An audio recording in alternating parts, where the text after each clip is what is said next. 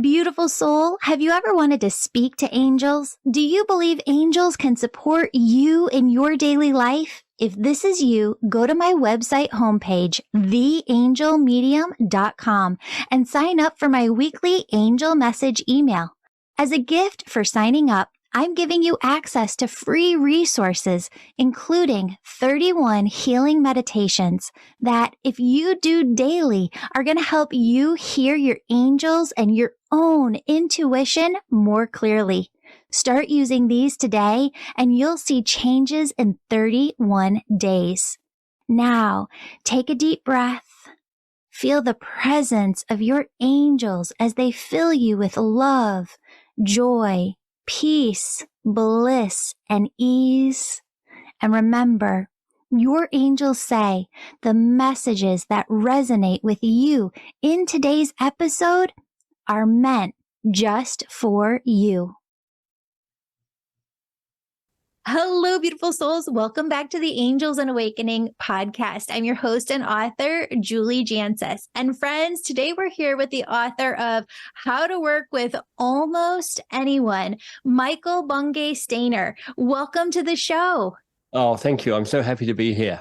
Yay. Okay. So I can't believe I'm talking about this, but sometimes you just have to be raw and vulnerable.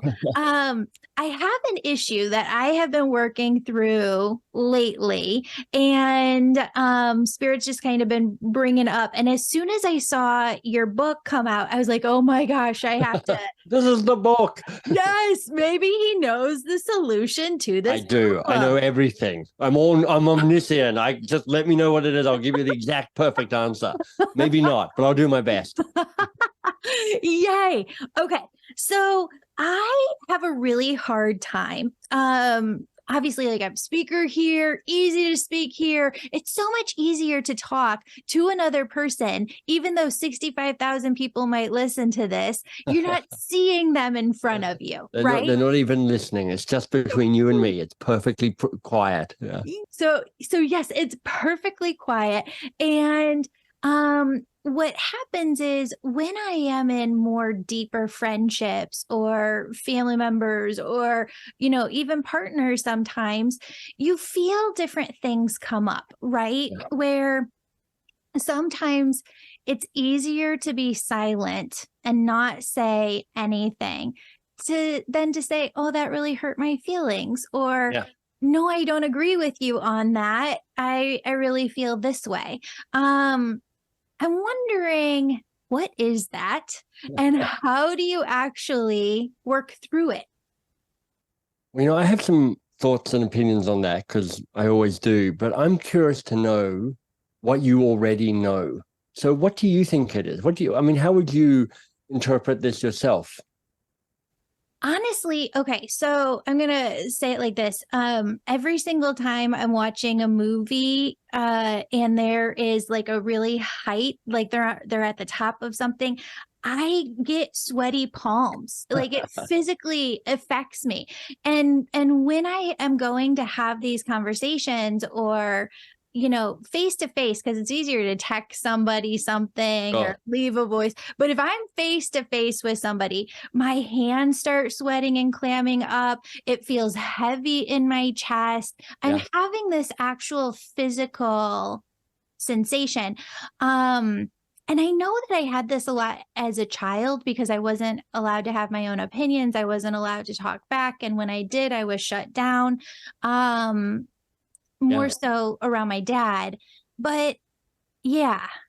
So if that kind of those physical feelings, which are a great clue, one way of thinking about that, it's probably your amygdala, that little part of your lizard brain kind of moving you into fight or flight or fix. Those are the three responses. Most people have heard of fight and flight.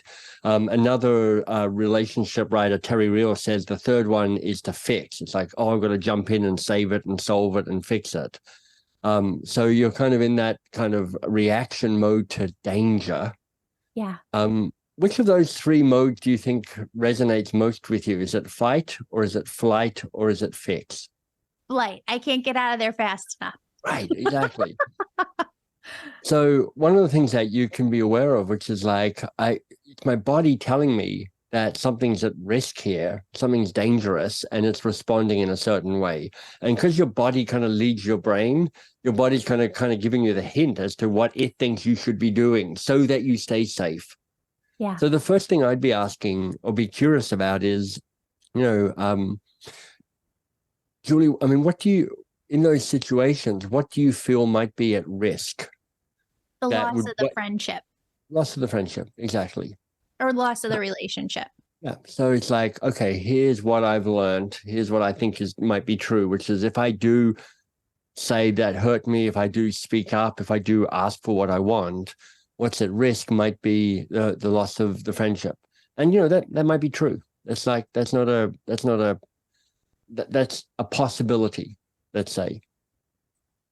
But let me ask you this: what's the price you pay for not speaking up? What's the consequence of you staying silent, of staying small, and staying kind of not kind of presenting and kind of asking for what you want or who you want to be? What's the price you pay there?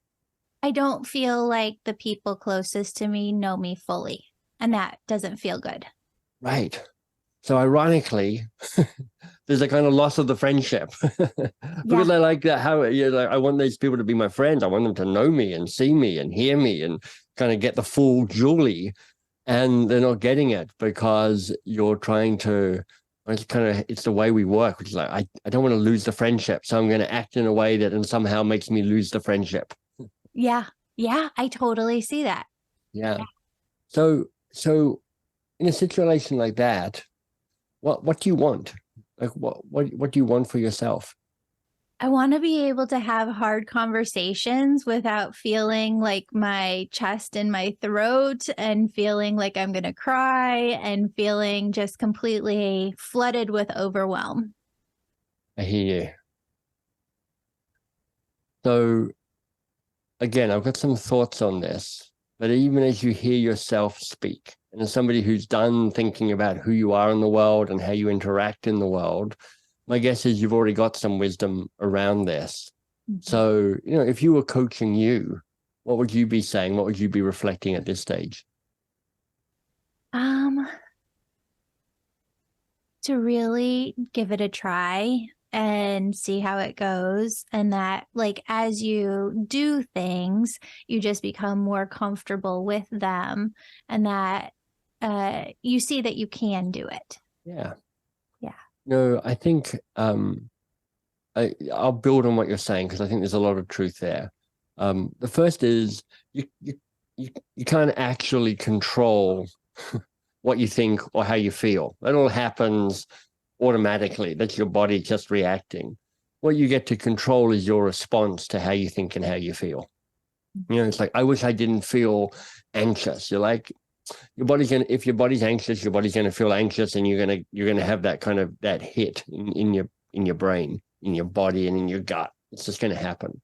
But you get to practice noticing it, practicing going, it's like, that's my body responding to it. It's not the truth. It's not everything. It's just my reaction in that moment. And you get to say, even with my body responding like this, what would I choose to do? Yeah. And then the second thing I'd build on, Julie, is to say you also get to practice and figure out how to practice this safely. Yeah. So my guess is that, when you're talking about this in certain circumstances, you've probably got 2 or 3 or, 10 different people. Some of them are like friends, some of them from your spiritual circle, some of them might be people on your team, different people in different contexts. And for some of them, there is a lower risk in speaking up and asking for what you want or acknowledging what was true for you. And for others, it feels like there's more risk. So part of it's like, you don't have to solve all of this all at once. It's going, okay, what's the thing I could do that would be a step forward, like an experiment almost, that might move me towards being braver and asking for what I want or naming what's going on? And who might I do it with and in what context? So that if it doesn't work or if it becomes too hard, the consequence of failure is less significant for you. Yeah. And then, of course, there are some tools I can teach you that could help kind of get ready for this. And if that's helpful, we can talk about that. But that's where I'd be starting, which is like, first of all, Julie, you know a bunch of this already. You already got it. You're like, you know what? It's like, I see it and I'm weighing up the choice to not speak up, and there are prizes and punishments to that. And then if I speak up, there's prizes and punishments to that. And I'm feeling that actually I need to start speaking up, because the win of speaking up is starting to outweigh the potential danger, the potential risk. Exactly. And so what ends up happening too, or the way that I have seen this unfold over the years, is that I really truly believe that some people's brains are really, really fast processors, where I have a lot of people in my life who can just think on a dime when, like you're in conversation. And for me, it doesn't work that way. I'm a very slow marinator and processor. Yeah. And like with my spouse, he knows that I have to maybe like hear him out, and he can have something completely worked through, and just now he's waiting for me to catch up to where he's at. Sure. But then I have to step back from the conversation, maybe for a day or two. And then I have these aha moments, and then I come back. And then this has to happen maybe 2, 3, 4 times before we're on the same page again. And it's just kind of our process. But I think that that's the process with some friends too. And I don't want that to be the case. Like, I don't want to annoy people. I don't want to frustrate people with my process. Well, there's 2 solutions I can think of. One is change your process. Unfortunately, that's really hard because you think at the pace you think, you work through it at the pace you work. There's probably some things you can do to speed that up a little bit, but you're probably not going to go from I need 2 days to kind of work through this and get my ahas to I can just do this in the moment. I mean, sort of getting some amazing brain surgery. I don't know, maybe, but I'm like, it feels a bit risky and I'm not sure anything's going to happen. So if you can't change your process, or at least you can only adjust it in a little bit, well, then what do you do? And, the heart of this new book, How to Work with Almost Anyone, the idea is move from passively hoping that your relationships, your working relationships and other relationships are going to kind of play out, and be a little more active about how you manage them. And the key idea in the book is to have a conversation about how you interact together, how you work together, before you get into the what the stuff that we're actually doing. So one possibility for you, Julie, is to, with your friends, just going, hey, look, you probably figured this out about me already. I'm figuring it out as I go along, but I'm like, it takes me a little bit to get to figure this stuff out. So if something's going on between us, and what I would like is to kind of be able to come back to you in 24 hours or 48 hours to kind of go, oh, wait, can we have part 2 or part 3 or part 4 of this conversation? Because I want to be complete, because I want this to be a really good relationship. And I know that you're like my spouse. He figures it out really quickly, and he's like, good, okay, I got it. Yeah, I'm done. And I'm like, we've learned that we need to do it like this. So maybe would it be okay if we did it like this as well? Because the reason I want to do it is I want this to be a really good friendship, or a really good working relationship, or whatever it might be. It's like, I'm really committed to that. But to do that, you need to know how I work. And this is the kind of key idea of the book, which is to say, look, most of the time we just hope people guess how we work. And we hope that our guesses about how other people work are the right ones. And, if I had to, guess, Julie, I'm like, you and your spouse didn't just kind of magically figure this stuff out, and you kind of wordlessly transmitted it to yourselves as you were dating. You're like, no, it took us 2 years of misery and kind of misunderstandings and kind of a little bit of conflict, and like, why are you taking so long? Why are you not taking so long? Kind of getting through this before you're like, wait, I think I know how we work. So why don't we both know how we know? So you know that I know, and I know that you know, and you know that I know that you know that I know that this is what's going on. And it's that understanding, that mutual understanding of what processes best support us that give you a chance for less conflict, less heated conflict, faster resolution of conflict. But not just that, but also the kind of like amplifying the best of who you are together as well.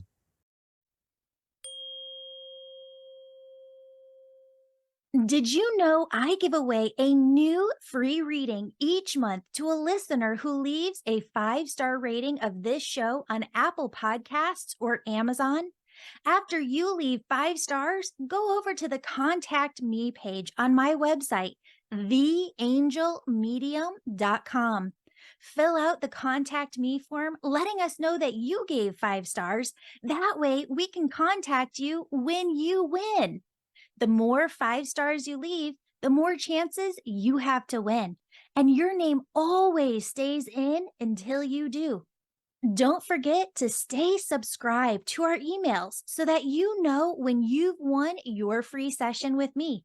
Sending you so much love and gratitude for your support on this. Thank you. Now let's dive back into the show.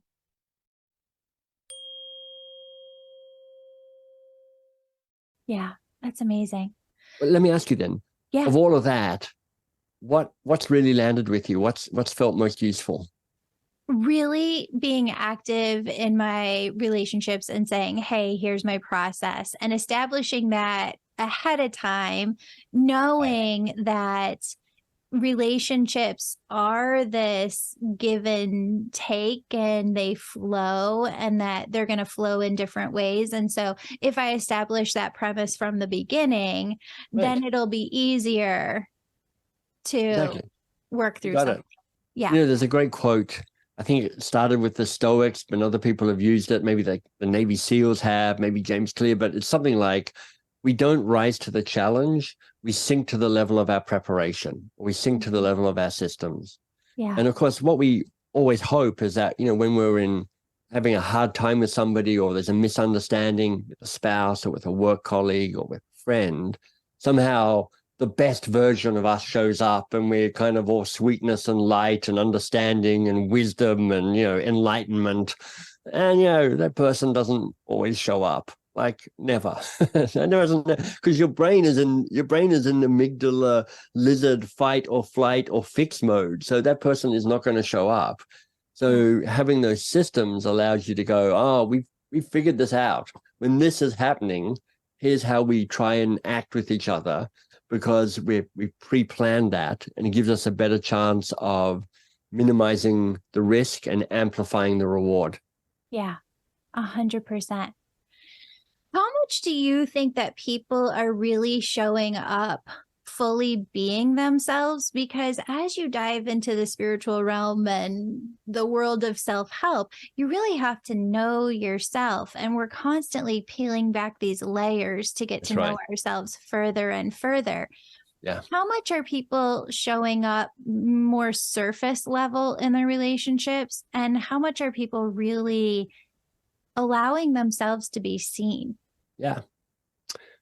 Well, I think there's two things going on with that, because the answer is, it depends, of course. You know, some people are doing a great job at that. Some people are doing a lousy job at that.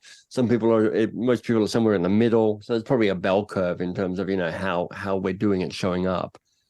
But I think there's two levers, two kind of ways to kind of think about it. The first is, are you doing your own work? Mm-hmm. You know, are you figuring yourself out? Because there's a way that we can stay a little removed from the whole of who we are.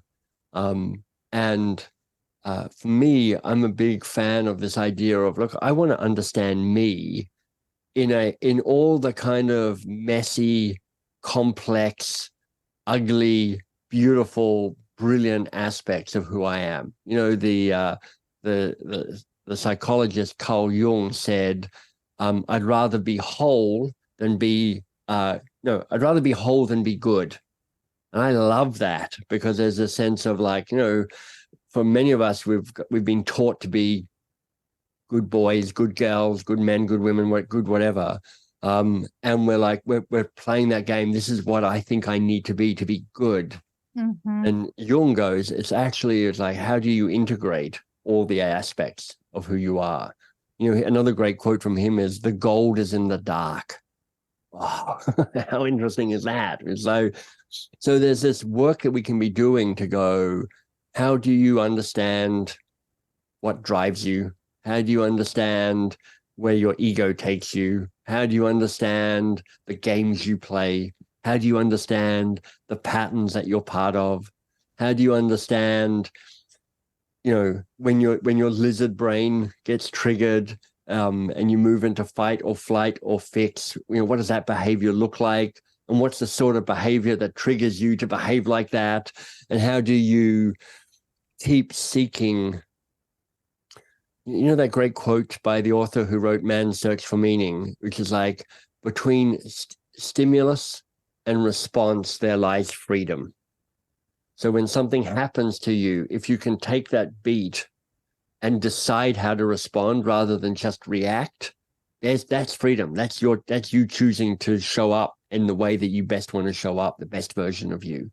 Yeah. And so there's basically an endless, it's like, this will last you from today through to the end of your life in terms of the work, if you want to do it. And, we all have our ways of doing it. Some of us have coaches, some of us do journaling, some of us go on retreats, some of us find our spiritual teachers, some of us read self-help books and do the exercises. Some of us find the podcast that we want to listen to.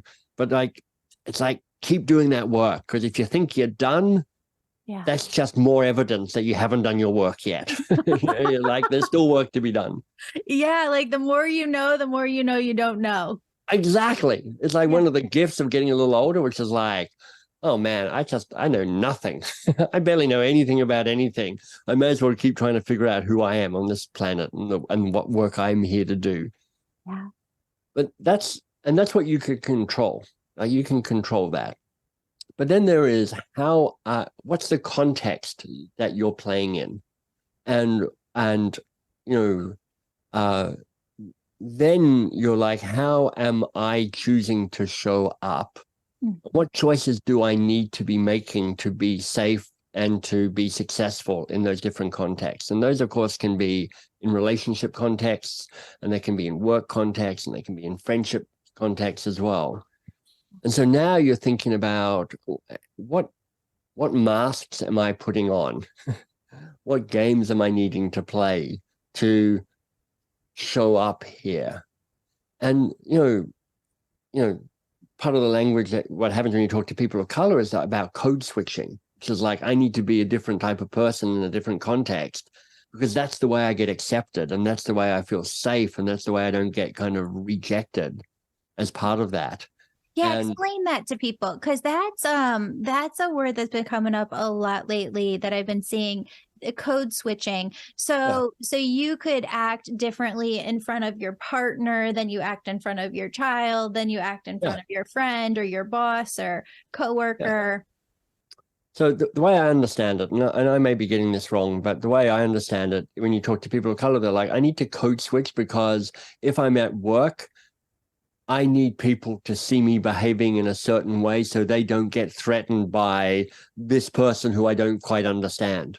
I need them to be, and often what you're doing is you're covering. You're kind of like, I'm turning aspects of myself down. There was a research from the consultancy called Deloitte, and they talked about coverage, which is another kind of term in this. They did research for young people, and for them, coverage was, can I bring my full self to work? And they talked to Gen Z folks, and they're like 70 to 80% of people said they couldn't bring their full self to work, because they're like, I need to play the game. I need to be seen to behave. Yeah. So now you've got these choices around, and it kind of gets a bit of a head game, Julie. It's because you're like, well, how much am I making up that I need to behave in this way to be accepted? Right. And that's kind of why you need to do your own work, because you're like, how much of this is my stuff? Right. And then how much of it is like, this is what this organization or what this relationship is asking of me or expecting of me, how much of that is okay? Because there's one way where you're like, you know what? I'm not willing to work in a place that has me insist that I behave in this way. It has me kind of have to damp down the full expression of who I am. And then, of course, for some people, they're like, I don't have any choice. This is the job I've got, and this is the only job I've got. So I need to play this so that I keep my job. But there's a price you pay for when you're hiding back the sense of who you are. Yeah. It's a really good question, and it's like all these layers of kind of peeling back the onion about how to fit in and how to be your best self and how to try and influence the culture or the context so that you can be your best self. It's complicated. 100%. Well, I think you said something so powerful when you mentioned that quote, you'd rather be whole than good.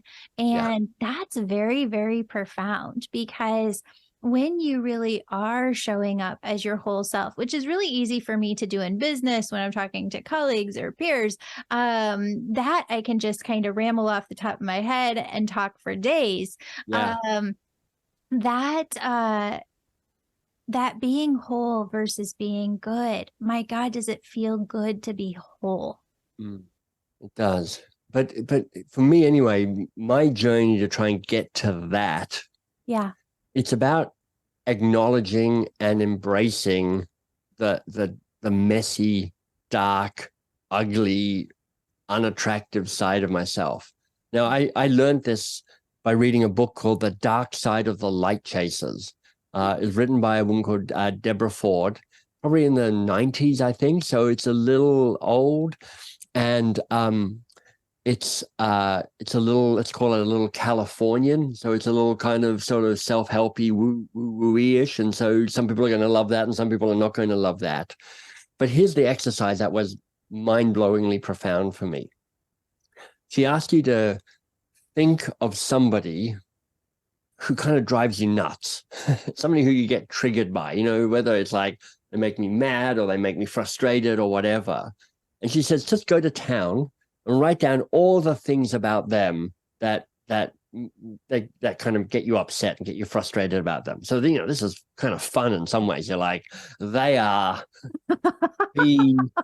money hungry, power hungry, petty, bitter, it's kind of like whatever it is for you, you're like, just kind of keep generating, it's like, great, these are all the things about that person that is so unattractive about them and why they drive you nuts. Yeah. But then here's the powerful exercise. The insight is what drives you nuts about other people is elements of yourself that you're seeing in them that you haven't integrated into yourself, that are not yet whole. Mm-hmm. So here's the exercise, and it kind of blows your mind. You then take out the they are, and you substitute I am. I am power hungry. I am mean. I am petty. I am bitter.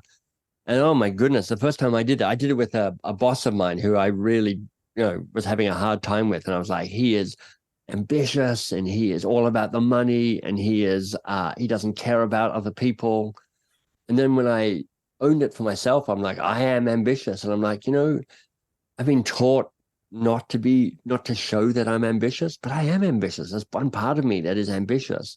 And I'm like, I've been taught I don't really want to be driven by money, but there's one part of me that really wants to have money. I want to have abundance like that. And it was this process of owning it, which ironically meant that I was less triggered by that. And I had those elements of me integrated, but not driving who I am. So I was like, you know what, I can own my ambition and I can say I am ambitious, but also now not kind of act out in weird ways that are kind of driven by my unacknowledged ambition. So that for me is this whole idea of how do you be whole rather than be good? It's like, notice what drives you kind of nuts in other people, flip it around and say, well, that's me. I'm just seeing parts of myself that I haven't yet owned up to, and then do the work to kind of say, what if that was true about me? What if that was me? And see how that shifts. For me, it, amongst other things, it meant that my boss stopped driving me nuts. It just stopped being that person who triggered me. I think you just solved the world's problems. Well, I Michael, can't that's take any credit for awesome. this. This is Deb Ford and her book, The Dark Side of the Light Chasers. And she's got other good exercises there. And her work is Jungian. So it kind of draws on those insights from Carl Jung about the gold is in the dark and I'd rather be the whole than good. So I'm just a messenger for other people's great stuff. It's amazing though. And I think that's also what we're here to do. There is so much great work that we're all just building off of and giving credit to. But when it comes to this and you're able to actually do that and switch the they are to I am, it's the fundamental of all spirituality. It's the how we reduce our individuality and really come into oneness with other beings. Yeah. Yeah. So there's a sense of, I think it works on these two levels. One is just kind of trying to complete yourself and kind of be whole and be fully expressed as yourself and be the full potential of who you are. But there's also in that moment a recognition of this kind of universality of all the mess and all the brilliance that you are. It's just all the mess and the brilliance that everybody is. So there is that kind of that bigger picture, I think, as well. Amazing. Oh, it's interesting because when we have people on the podcast, normally you're just kind of seeking out spiritual teachers. Michael, I think you're a brilliant spiritual teacher. When it comes to this work, I don't know if you have that title, but wow. I'm not sure I can claim that title, but I am very committed to trying to help people show up as humans in their life. Yeah. And, depending on the language you use, you're like, that question is like, I'm a human being who's spiritual. No, I'm a spiritual being that's human. Then it's like, what are they? Aren't they the same? Yeah. So for me, I'm like, we've got all these forces in our life that kind of can be pulling us away from what it means to be as human as possible. Yeah. And in my context, which is mostly in the world of organizations, but kind of also in the world of self-help and self-growth, I'm like trying to find ways to allow people to kind of keep moving towards that full expression of who they are as human beings. So how do you embrace that within other human beings? And there are so many different situations that I've heard of from clients and different people this last year where there are people within your life that are making decisions for themselves in their lives, whether that be your children or your parents or a spouse. And you can't hop into another person's body and make them puppeteer them to do what it is that you if want. Only you could. If only you could. Right? And sometimes we do see people who are maybe ambitious and we want to encourage and support that.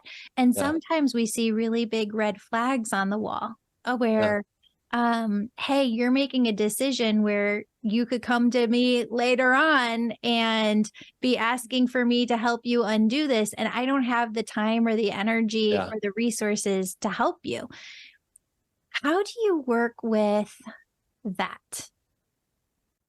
Well, broadly speaking, I do the best I can.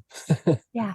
And mostly what I recognize is that my job is to manage my side of the table. Mm-hmm.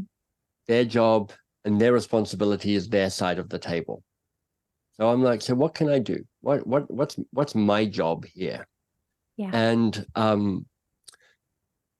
what I realize is often all I can do is understand what I can control and what I can influence and what I can't control or influence. That's always a really helpful start.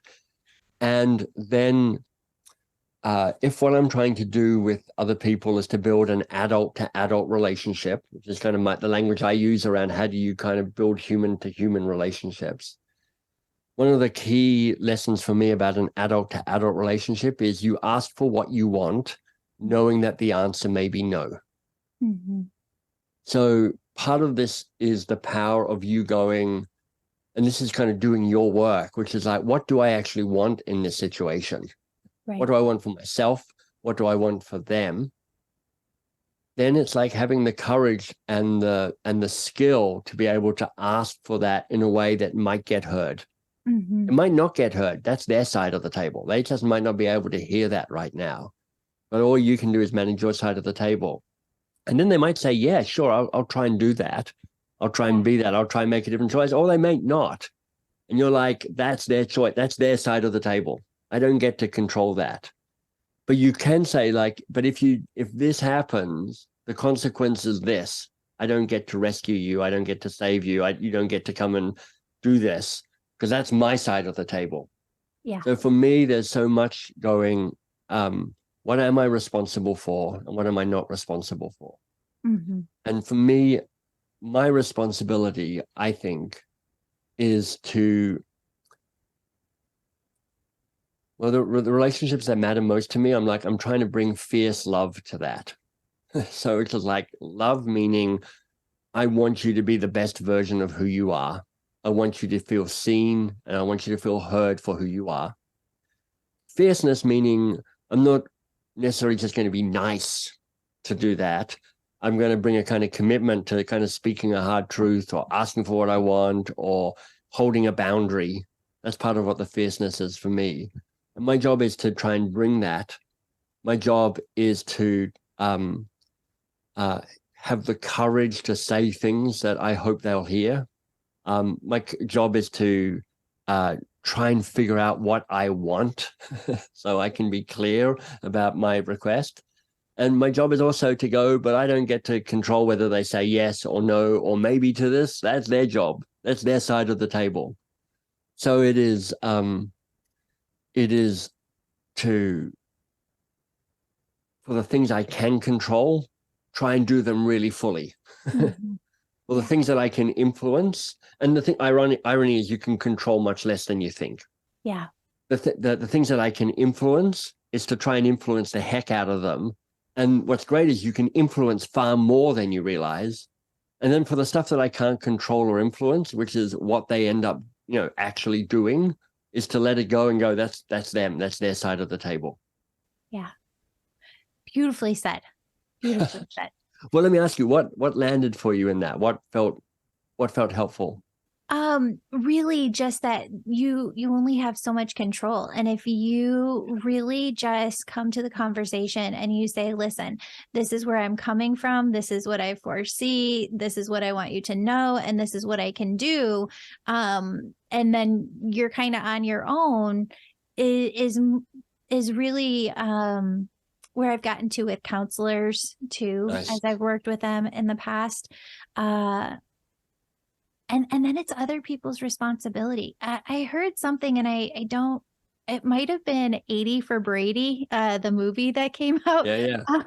where Sally Field and it said to her husband, just because I am intelligent enough, just because I can do this for you, doesn't mean that I should. And Right. that was a really powerful thing to see.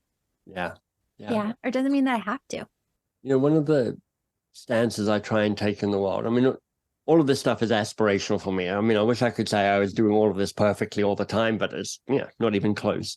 But this idea of confident humility. Yeah. And so confidence is that sense of self. It's just like, I know who I am, but the humility part for me, it's about knowing that I'm standing on the ground with my 2 feet on the ground. Yeah. And it means I have a really good sense of the best of me and also the less good parts of me as well. It's like back to the sense of wholeness around. So for me, humility, which is, the origin of that word is kind of like grounded. It means grounded. It is a sense of like, okay, if I've got a good sense of who I am, if I'm doing my work, if I'm trying to become smarter and more nuanced and see the world and gray, not just black and white. And if I getting clear about what matters most to me and what my values are, and therefore what I want to ask for, I can have that stance of confident humility, which is I'm not arrogant, I'm not brash, I'm not subservient, I'm not victim-y, but I'm just standing in that place of going, this is who I am, and now I'm going to ask for what I want. And I'm going to show up and offer fierce love to you, but I'm not going to abandon you and I'm not going to rescue you as part of that. Yeah, that's amazing. I'm not going to abandon you. I'm not going to rescue you as part of that. I'm just going to love you fiercely. Oh, I wish it was as easy to do as it is to say. Yeah. But it's like that's the work, right? Yeah. But I think, conversations like your book and just these conversations and podcasts, and really understanding this, we're at this period within humanity where we're not just getting little nuggets here and there of wisdom. We are in the floodgates of wisdom. Nice.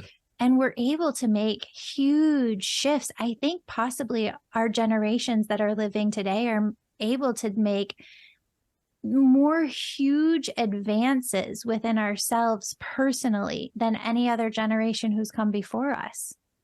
Well, when I think about the books that I write, I often use the phrase that it's old wine in new bottles. Yeah. Because I don't think anything I've said today hasn't been said by other people in years and decades and probably centuries beforehand. I'm just trying to find the right way for this wisdom to be talked about today. So I work really hard to get great bottles. I'm like, I want people to love the bottle, pick up the bottle, check out the wine, taste the wine. I want all of that. Yeah. But it's like, it's old wisdom for the most part. But I do think we're also at a place where a lot of us have access to that old wisdom in a way that we might not have had earlier on. So there is this opportunity for growth. Yeah. That's been a profound lesson for me this year is I've joined some different writer circles as I'm writing a second book. And in the past, I have always felt like don't read other people's work because you don't want to copy anything. But really, all of the book coaches that I've hired and these teams that I'm working with, they all say the same thing, which is read, read, read, read, read, consume everything out there that's in your line of work and what you want to write about, because that's what humanity has been doing since the beginning of time, is just taking the wisdom that has come before, seeing where the holes are missing, because you're working with thousands of people every year and you see it. You're like, oh my goodness, if they just had this one missing link over here and this one missing link over here, it would change everything.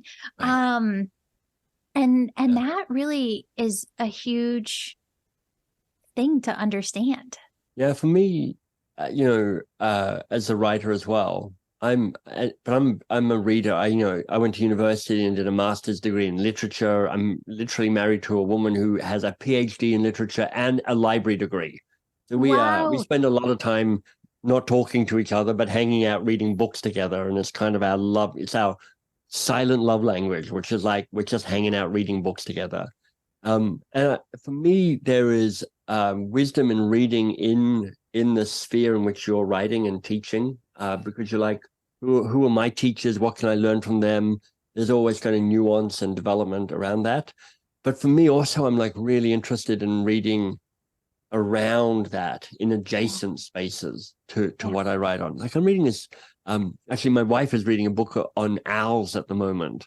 I'm like, owls have nothing to do with, well, actually I read a book the other day by a guy called Ed Young, and it's called something like an immense something. And it's about how animals sense the world. And, this is a weird diversion, but for me, I'm like, I always thought animals are like, they're basically the same as humans, but, 10% more or 10% less of everything. It's like bats, they have good hearing, so probably 10% better than me. Dogs have good smell, probably 10% better than me. I don't know. When you read this book, it kind of blows your mind in terms of how animals experience the world. Wow. Like randomly, like an octopus really doesn't have a central brain, but each one of its arms acts as its own independent brain. So it's kind of like it has like 8.5 brains working the octopus. And I'm just like, I don't even understand how that works. I don't get that either, but that's you like the giant clams that you might have seen in big shells with kind of thing. They've got these kind of blue dots on the flesh around the shell. Those are eyes. The giant clam has like thousands of eyes, or a whale. A whale's pupil, you can imagine how big a whale's eye is. But a whale's pupil, when it kind of narrows it, it focuses into like a figure eight. So it can actually look behind it and look in front of itself at the same time. I know. There's like all these random, weird, brilliant facts about how animals experience the world. And for me, and perhaps this connection to, humanity and spirituality is like, there is so much that is invisible to us. Mm-hmm. And so much that is unknown to us, and so much of the world that we don't even get and don't under experience. And this kind of doing this work to go keep remembering just how vast this whole experience is, and that actually at our best we're only seeing a small part of it, but what's the work you can do to open yourself up to more than that? Yeah, that's incredible. That's incredible. I love that. So as you were writing your book, you know how writers, you think you're going in one direction, but then spirit comes in and maybe takes you in a completely different direction. And it's really just this process of channeling through so much information. What downloads or big aha moments just kind of fascinated you through your writing process? Well, one thing that's fascinating was I started writing a completely different book. This is my 8th or 9th book. So I've written books before. And for the first time in my life, I'm like, I've actually got 2 or 3 books I can see in the future that I want to write. So I was like, okay, I'm going to write a book on how change happens. So I started writing it. And lo and behold, I didn't want to write a book about change at all. I wanted to write a book about how to build the best possible relationships that are safe and vital and repairable. So that immediately was a big surprise to me. I'm like, I did not expect to be writing this. And then for me, one of the things that I did writing this book, which I haven't done before, is I kind of was on my 3rd or my 4th draft. And for everybody who's listening who hasn't written a book, it's basically a miserable experience. You have an idea and you're like, okay, I've got an idea. And then you write a first draft, and the first draft is terrible. I mean, it's like, you can't get your words out. Yeah, the thing that's in your head doesn't translate to the words you're putting on the page. You get lost. The idea that felt so clear in your mind when you started writing kind of just falls apart, and you're like, is there anything here at all? And then you're like, what am I doing? Why did I think I could write a book? Who am I? Maybe I'm stupider than I thought. And that's just the first draft. By the time you get to the 4th draft, you're like, all right, maybe there is an idea here, but I hate it. It's a terrible idea, and I hate myself. And by the time you get to the 7th draft, you're like, okay, I don't hate myself anymore, but I'm really bored of this idea. And so it's why authors always look so exhausted when they get their book launched into the world, because they've just had 2 years of turmoil as they tried to get through this book and write this book. But one of the things I did this year was, for this book anyway, was for maybe the 4th draft, I invited 200 people to be early readers of it and to kind of leave feedback and commentary on it. And it was kind of a big success and a big failure. It was a big failure in that I just realized I can't read 200 people's feedback. It's too much. It's too overwhelming. It's like everyone's like, put a comma here. I don't know what this word is. There's all this kind of like small feedback, which both was a bit demoralizing and not that helpful either.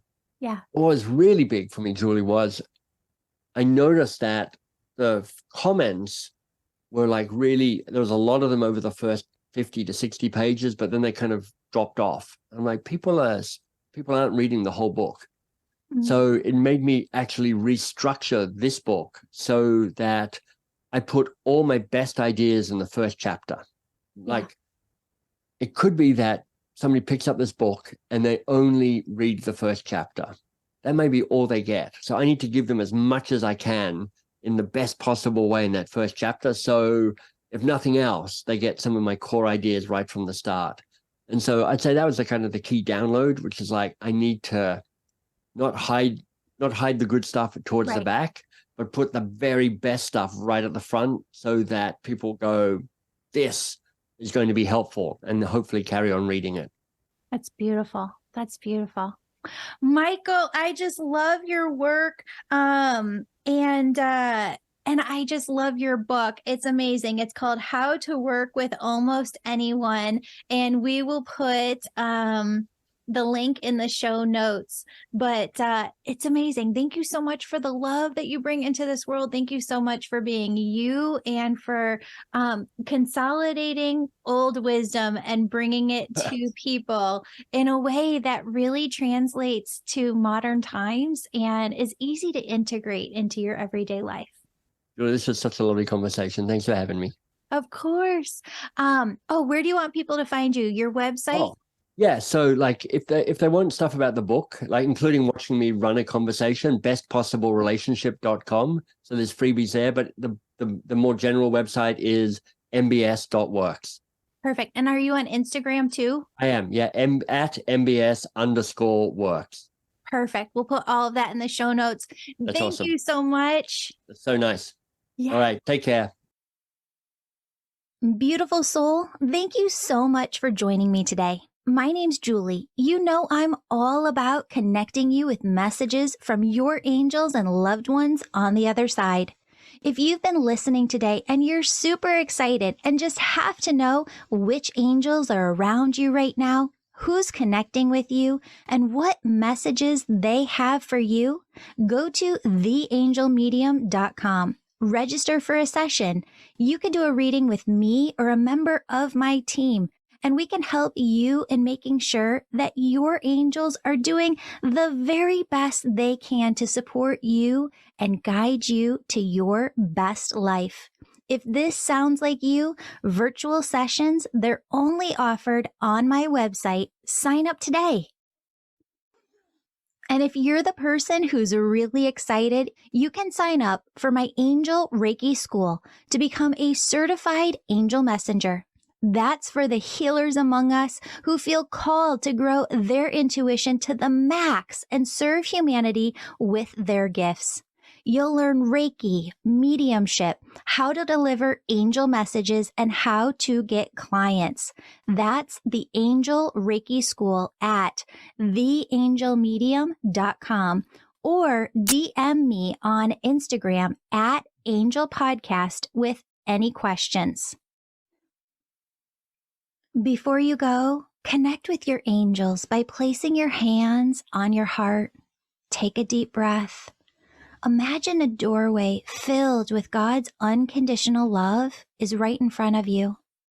Step into that love and feel it as it fills your body, chakras, and auric field. Now ask your angels, what would you have me know today? And open yourself to the positive, loving messages they have just for you.